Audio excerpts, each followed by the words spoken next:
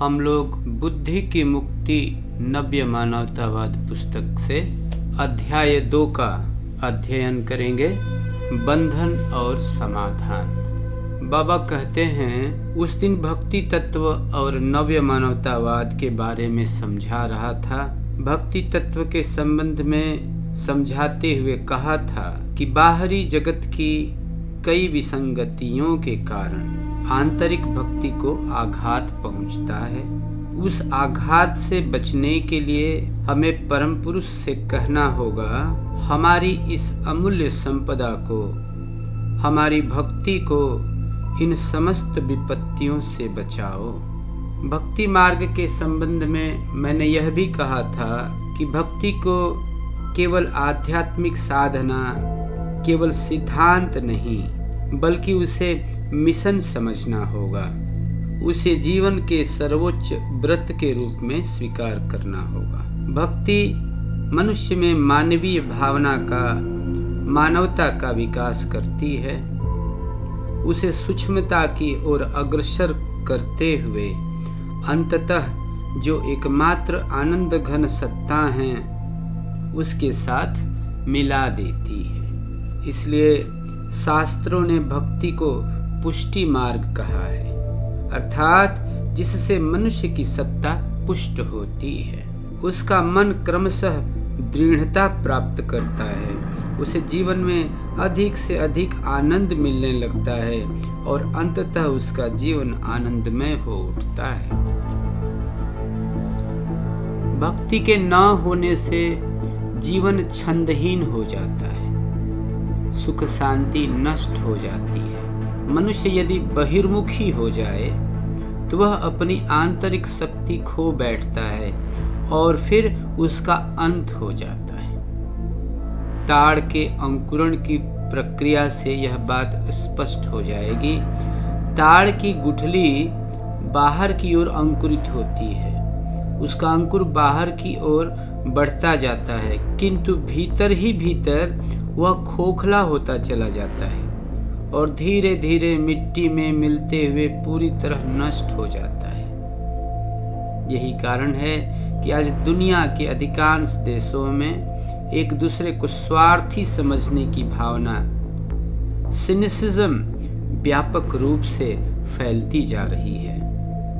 मैंने कहा था कि बाह्य जगत में जो मनावेग है, बाह्य जगत में जो भावावेग इस भारसाम्य को नष्ट करते हैं, उनमें भौम भाव प्रवणता, जियो सेंटिमेंट का स्थान सबसे पहले आता है। मनुष्यों को अपनी आंतरिक सत्ता को दृढ़ करने के लिए और अपनी मानवीय भावना का विकास करने के लिए भौम भाव प्रवणता का विरोध करना होगा, जियो सेंटिमेंट का विरोध करना होगा। साथ ही साथ जिनमें मानवीयता का विकास नहीं हुआ है, जो लोग 1/4 मनुष्य हैं, क्वार्टर ह्यूमन हैं और अर्ध मनुष्य डेमी ह्यूमन हैं, उन्हें पूर्ण ह्यूमन, फुल डेवलप्ड ह्यूमन बनाने के लिए भी विवेकशील मनुष्यों को चाहिए कि वे अपने व्यक्तिगत जीवन में इस भौम भाव प्रवणता को प्रश्रय नहीं दें। बुद्धिमान मनुष्यों को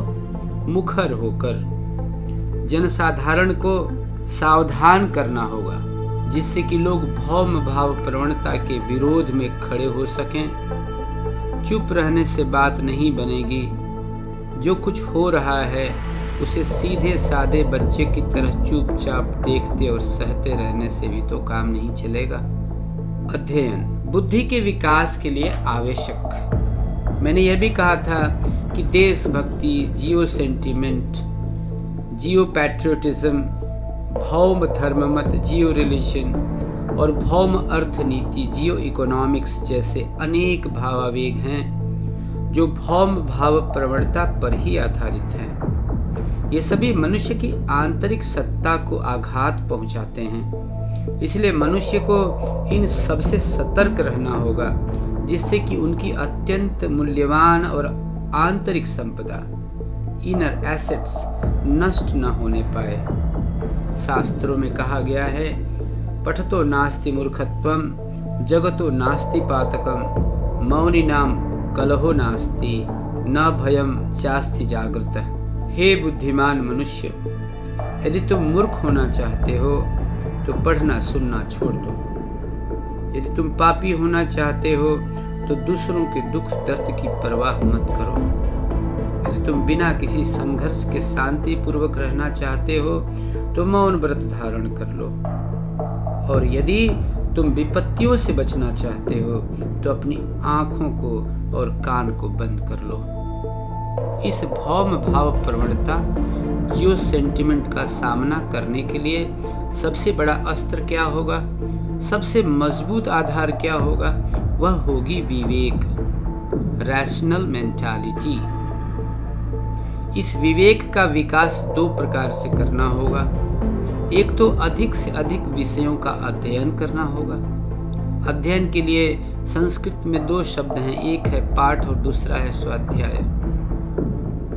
किसी विषय के अध्ययन को पाठ कहा जाता है, जबकि आध्यात्मिक विषयों का अध्ययन स्वाध्याय कहलाता है।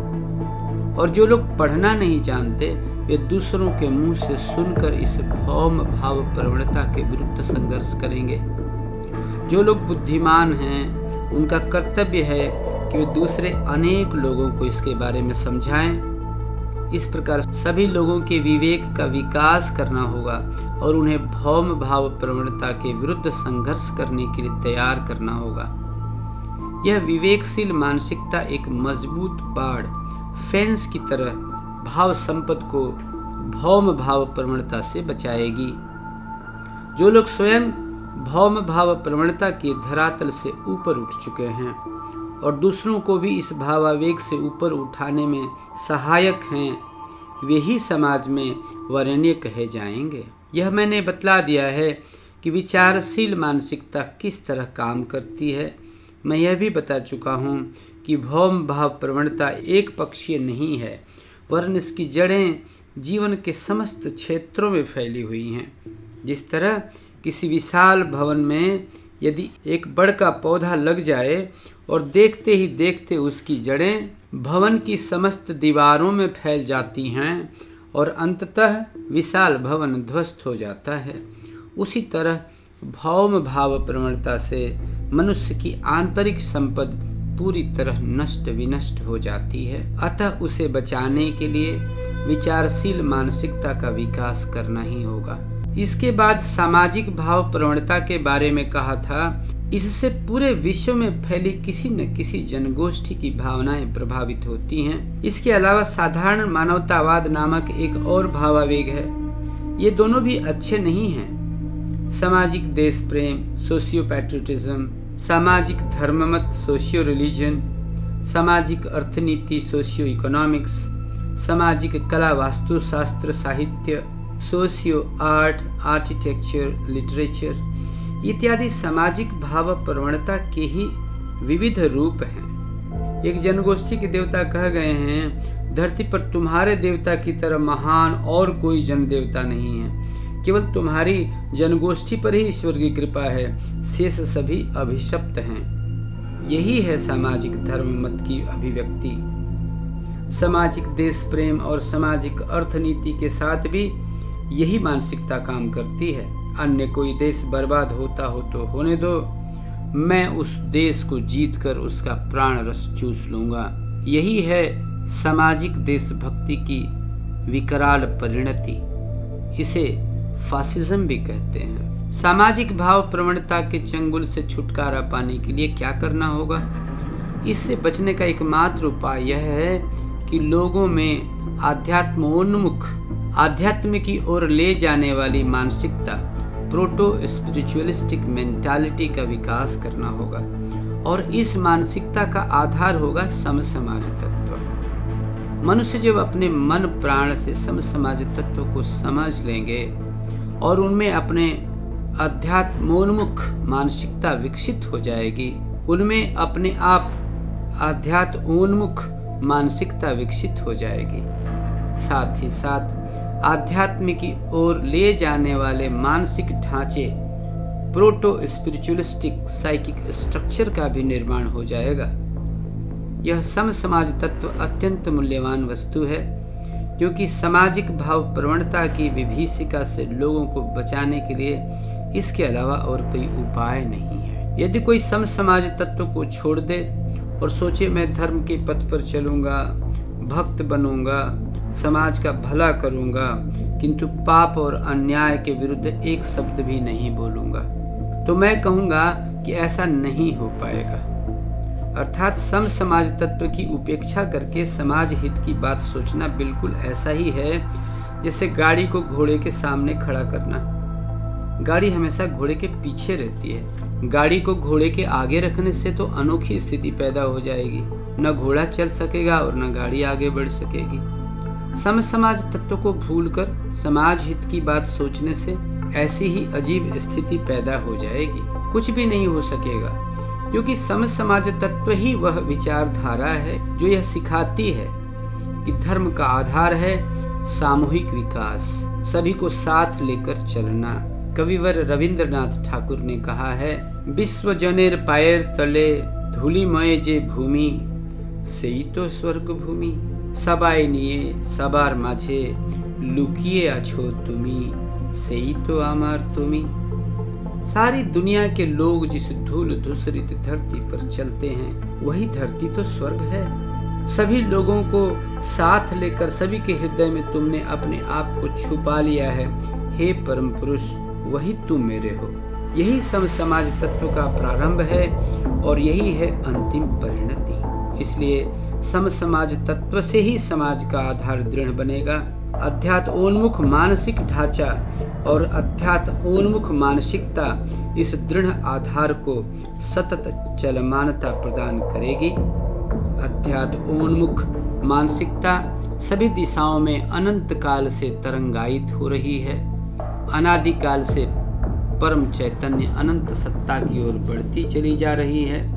इसे कोई नहीं रोक सकता। किसी में इतनी शक्ति भी नहीं है कि वह उसे रोक सके। और परम पुरुष भी चाहते हैं कि आध्यात्मोन्मुख संकोच विकास की यह गति हमेशा चलती रहे और चलते चलते परम पुरुष के चरणों में समाहित हो जाए। जिस व्यक्ति के मन में आध्यात्मोन्मुख गतिशीलता का विकास हो जाएगा, उसके जीवन में भक्ति, आध्यात्मिक साधना, डिवोशन एज अ कल्ट से ऊपर उठकर उसके जीवन का सिद्धांत डिवोशन एज अ प्रिंसिपल बन जाएगी और वह व्यक्ति हंसते हंसते सामाजिक भाव प्रवणता से जूझ सकेगा। नव्य मानवतावाद शाश्वत प्रेरणा स्रोत। अब रह गया तथाकथित मानवतावाद। जिस मानवतावाद के पीछे कोई चिरस्थायी और शाश्वत प्रेरणा स्रोत नहीं है, उसका ऊपरी धरातल थोड़ा बहुत ठोस नजर आता है, लेकिन भीतर से वह बिल्कुल खोखला रहता है। मरुस्थल में पहुंचकर सूख जाने वाली नदी की तरह मानवतावाद भी चलते चलते बीच में ही समाप्त हो जाता है। इसलिए उसके पीछे चिरस्थायी और शाश्वत प्रेरणा स्रोत का रहना आवश्यक है। उसी को मैंने नव्य मानवतावाद कहा है। आध्यात्मिक साधना, स्पिरिचुअलिटी एज अ कल्ट, नव्य मानवतावाद का उद्गम स्थल है और चरम सीमा पर पहुंचकर भक्ति नव्य मानवतावाद का व्रत, डिवोशन एज अ मिशन बन जाती है। नव्य मानवतावाद एक आंदोलन है और समस्त दिशाओं में फैलकर सभी को मधुरता से परिपूरित कर देता है। व्यक्तिगत जीवन को सामूहिक जीवन से मिलाकर इस धूल धूसरित धरती पर स्वर्ग उतार लाता है। इसी चरम अवस्था में भक्ति उसके प्राणों का प्राण बन जाती है और यही है मानव जीवन की सर्वोच्च अवस्था। बाबा कहते हैं, उस दिन मैंने उन बाह्य तत्वों के बारे में बतलाया था जो अंतर मन के संतुलन को नष्ट करते हैं। आज मैंने उस मानस आध्यात्मिक साधना के बारे में बतलाया जो बाहरी तत्वों की विभीषिका से जूझकर अंतर मन के संतुलन को नष्ट होने से बचाती है। जो लोग इस पथ का अनुसरण करते हैं उनका अंतर मन आध्यात्मिक ज्योति से भर जाता है और उसी ज्योति से संपूर्ण विश्व ब्रह्मांड, समस्त मानव जाति का मानसिक जगत आलोकित हो उठता है, मधुरता से परिपूर्ण हो जाता है। ऐसे दिव्य लोग जब किसी के संपर्क में आते हैं तो उन्हें बड़ी सहज से भले बुरे का भेद समझ में आ जाता है। कौन असली सोने की तरह खरा है और कौन खोटा है, यह तथ्य वे अपने आप समझ जाते हैं। संपूर्ण विश्व मानवता ऐसे ही लोगों पर आधारित रहती है। उनकी जय अनिवार्य है। काली कथा 28 फरवरी 1982।